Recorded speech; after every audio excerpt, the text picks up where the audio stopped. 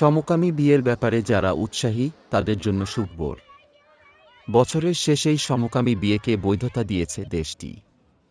তাও আবার প্রথম বিশ্ব অর্থাৎ ইউরোপের কোনো দেশ নয়। এই বৈধতা যে দেশ দিয়েছে সেই দেশটি এশিয়া মহাদেশের অন্তর্গত। বিশ্বে যখন সমকামী বিয়ে নিয়ে জোরদার আন্দোলন করছে সমাজের বিভিন্ন প্রান্তিক গোষ্ঠী এবং স্বেচ্ছাসেবী সংগঠনগুলো, সেই সময় এমন ধরনের রাষ্ট্রীয় সিদ্ধান্ত তাদের উৎসাহিত করছে। ইতিমধ্যেই সমকামী বিবাহ সংশোধনী সেদেশের হাউস অফ রিপ্রেজেন্টেটিভসে পেশ করার পর পাশ করালো দেশটি।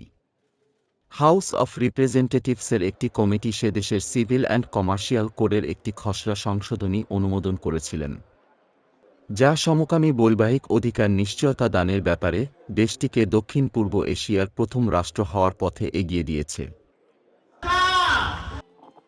দেশটি হল পর্যটকদের অন্যতম প্রিয় দেশ থাইল্যান্ড।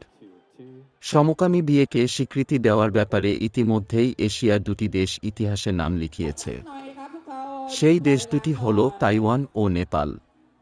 যদিও তাইওয়ানকে চীন স্বাধীন দেশের স্বীকৃতি দেয় না, তবে বিশ্বের বিভিন্ন দেশের কাছে তাইওয়ান স্বীকৃত রাষ্ট্র। সেদিক থেকে এশিয়ার তৃতীয় দেশ হিসেবে থাইল্যান্ড সমকামী বিবাহতে স্বীকৃতি পেয়েছে। এই অগ্রগতি কিন্তু একদিনে হয়নি। কিছুদিন ধরেই সমকামী বিবাহকে স্বীকৃতি দেওয়ার পথে এগিয়ে যাচ্ছিল থাইল্যান্ড। গত ডিসেম্বরেই সেখানকার প্রতিনিধি পরিষদ সমকামী বিবাহকে বৈধ করার জন্য 4টি প্রস্তাবিত আইন অনুমোদন করেছে, যার মধ্যে একটি প্রধানমন্ত্রী শ্রেথা থাভিসিনের সরকার দ্বারা প্রস্তাবিত। এই সরকার গত বছরের সাধারণ নির্বাচনের আগে থাইল্যান্ডবাসীকে প্রতিশ্রুতি দিয়েছিল যে সমকামী বিবাহকে বৈধ করা হবে। বাকি 3টি প্রস্তাব পেশ করেছিল বিরোধী দল মুভ ফরওয়ার্ড এবং ডেমোক্রেটিক পার্টি। এছাড়াও সুশীল সমাজের একটি মঞ্চ প্রস্তাব জমা দিয়েছিল। এই সবকটি প্রস্তাব একত্রিত করার জন্য হাউস কমিটি গঠন করা হয়েছিল। এসব দেখে সে দেশের প্রশাসনের বেজায় প্রশংসা করেছে মানবাধিকার সংগঠন অ্যামনেস্টি ইন্টারন্যাশনাল।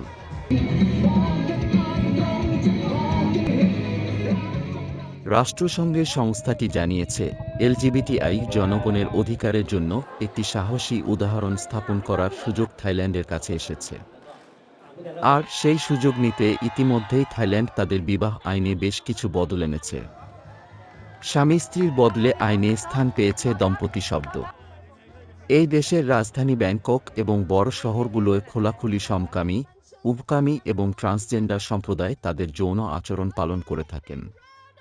2011 সালে রাষ্ট্রসংঘের মানবাধিকার পরিষদে এলজিবিটিকিউ অধিকারের ঘোষণাপত্রে 9টি দেশ স্বাক্ষর করেছিল। তার মধ্যে অন্যতম ছিল থাইল্যান্ড। যদিও মানবাধিকার কর্মীদের অভিযোগ, থাই আইন সমকামী দম্পতি এবং এলজিবিটিকিউ ব্যক্তিদের প্রতি বৈষম্য অব্যাহত রেখেছে, যার উদাহরণ হিসেবে থাইল্যান্ড অতীতে বিবাহ সমতা বিল স্থগিত করেছে। তবে বর্তমানে থাইল্যান্ডে সমকামের প্রতি জনসমর্থন অপ্রতিরোধ্য।